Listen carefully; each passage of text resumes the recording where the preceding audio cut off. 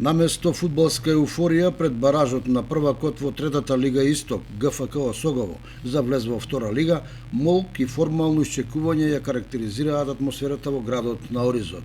За амбициите зборува и присуството на теренизите на фудбалерите, кои кои ја истуркаа сезоната како да се задоволија дека работата е завршена, па сега што биде, нека биде.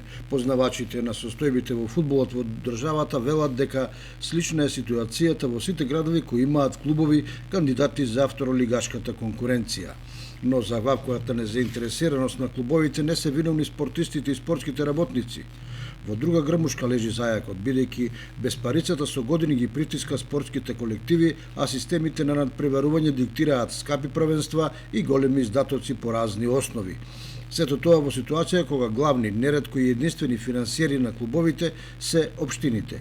Кога е во прашање ГФК Осогово, може да се предпостави каква авантура го очекува клубот со евентуален влез во втората лига, ако се знае дека годишниот буџет се движи околу 2 милиони денари или нешто повеќе ако се ефектуираат ваучерите. Поедини второлигаши толку трошат само за подготовките, затоа раководствата на клубовите повеќе стравуваат од веројатноста да влезат во втората лига, отлуку ако не успеат.